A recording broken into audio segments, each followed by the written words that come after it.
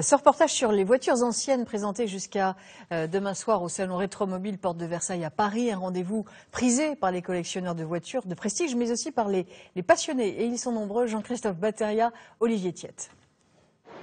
C'est l'occasion unique d'approcher, de toucher même, les stars de la route et de la piste. Certaines sont aussi stars de cinéma, ou les deux à la fois, comme cette Ferrari qui vole la vedette à Steve McQueen dans son film Le Mans en 1970.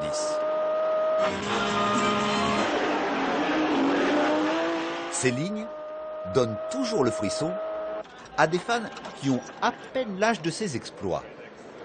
Ça ramène simplement à la réalité des choses qui était que les pilotes à l'époque, fallait que ce soient des hommes pour conduire ce genre de bagnole.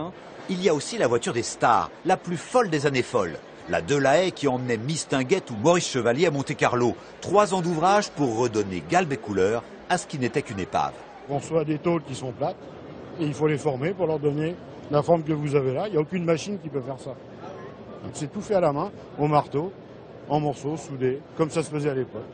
Le Graal pour l'amateur de voitures anciennes, c'est de dénicher dans une grange une merveille oubliée. Et ce collectionneur italien vient de vivre ce rêve. Dans un garage pouilleux de la banlieue de Rio, il a reconnu sous la poussière cette 6 Italia 47, pilotée à l'époque par Fangio, le plus grand pilote du monde.